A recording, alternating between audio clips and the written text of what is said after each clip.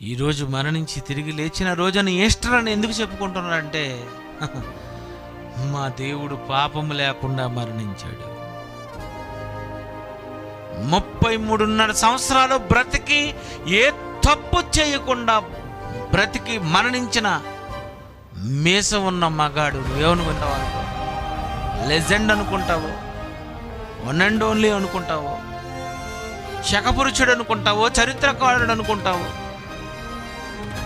యుగ పురుషుడు అనుకుంటావు.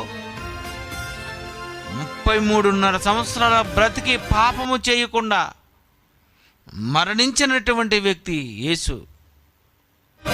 జయకొట్టు నా యేసుకే, రుధిరం కార్చి క్షమనందించిన రక్షకుడు.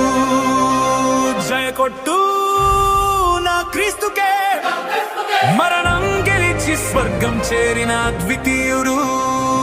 జయకొట్టు నా యేసన్నకే, భూమి నుండి స్వర్గానికి చేర్చే మార్గమితడు. జయకొట్టు నా హోసన్నకే, మరణించాక నేను సమాధి నుండి లేపుతాడు. భూలోకపు పాపము నిశిని చీల్చాడు సాహసంగా, తన రుధిరమే నిలిచెను పాపము కడిగే ఆయుధంగా.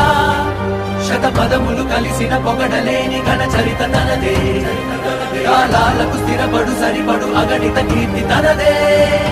తానే తనకు సాటి ఈ లోకాన, తన నామం చెరిగిపోదు మా హృదిలో.